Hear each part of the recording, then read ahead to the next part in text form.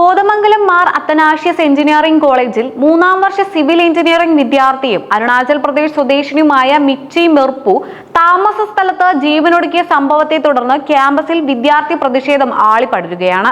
ശനിയാഴ്ച വൈകുന്നേരം 3 മണിയോടെ കോളേജിന് സമീപമുള്ള പെയിൻഗസ്റ്റ് മുറിയിൽ തൂങ്ങി മരിച്ച നിലയിൽ കണ്ടെത്തിയ മിച്ചിയുടെ മുറിയിൽ നിന്ന് പോലീസിന് ലഭിച്ച 3 പേജുള്ള ഹിന്ദി ആത്മഹത്യാക്കുറിപ്പിൽ അക്കാദമിക് ക്രെഡിറ്റ് സ്കോർ കുറഞ്ഞതിനെ തുടർന്ന് ഇയർ ബാഗ് ആകുമോ എന്ന ഭയത്തെക്കുറിച്ച് വ്യക്തി പരാമർശിക്കുന്നുണ്ട്.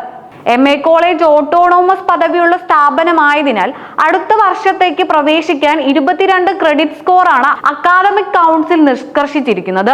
എന്നാൽ മറ്റ് സാങ്കേതിക സർവകലാശാല കോളേജുകളിൽ ഇത് 18 മാത്രമാണ്. ഈ ഉയർന്ന ക്രെഡിറ്റ് സ്കോർ വ്യവസ്ഥ കാരണം 20ഓളം വിദ്യാർത്ഥികൾ ഇയർ ബാഗ് ഭീഷണി നേരിടുകയാണെന്നും അതിൽ മനം നൊന്താണ് മിച്ചി ഈ തീവ്രമായ തീരുമാനമെടുത്തതെന്നും സഹപാഠികൾ ആരോപിക്കുന്നു. ഇതിനു പിന്നാലെ SFI, KSU എന്നീ വിദ്യാർത്ഥി സംഘടനകളുടെ നേതൃത്വത്തിൽ അക്കാദമിക് കൗൺസിലിന്റെ കർശനമായ ക്രെഡിറ്റ് പോയിന്റ് നയങ്ങൾക്കും പ്രിൻസിപ്പൽ ഉൾപ്പെടെയുള്ള അധികൃതർക്കുമെതിരെ വൻ പ്രക്ഷോഭം ആരംഭിച്ചു.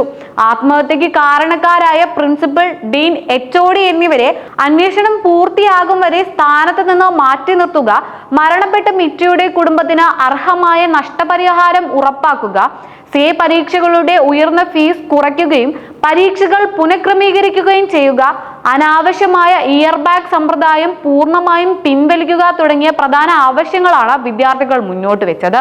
വിദ്യാർത്ഥികൾ അക്കാദമിക് ബ്ലോക്കിലേക്ക് ഇരച്ചു കയറുകയും പ്രിൻസിപ്പലിന്റെ ഓഫീസിന് മുന്നിൽ മുദ്രാവാക്യം വിളിച്ച് ഉപരോധിക്കുകയും ചെയ്തതോടെ മാനേജ്മെന്റ് പ്രതിനിധികൾ ചർച്ചയ്ക്ക് തയ്യാറായി. ചർച്ചയിൽ CA പരീക്ഷാ ഫീസ് 6000 രൂപയിൽ നിന്ന് 1000 രൂപയായി കുറയ്ക്കാനും ഈ ആഴ്ച നടത്താനിരിക്കുന്ന പരീക്ഷകൾ ഓണത്തിന് ശേഷം മാറ്റിവെക്കാനും പ്രതിമാസ PTA കൗൺസിൽ യോഗങ്ങളിൽ വിളിക്കാനും മാനേജ്മെന്റ് സമ്മതിച്ചെങ്കിലും ആരോപണ വിധേയരായ ഉദ്യോഗസ്ഥരെ അന്വേഷണം തീരും വരെ മാറ്റി നിർത്തണമെന്ന വിദ്യാർത്ഥികളുടെ പ്രധാന ആവശ്യം തള്ളി. പോലീസ് അന്വേഷണത്തിൽ കുറ്റക്കാരാണെന്ന് തെളിഞ്ഞാൽ മാത്രം നടപടിയെടുക്കുമെന്ന നിലപാടിൽ മാനേജ്മെന്റ് ഉറച്ചു നിന്നതോടെ അനുനയ നീക്കം പാളുകയും സമരം കൂടുതൽ ശക്തമാവുകയും ചെയ്തു.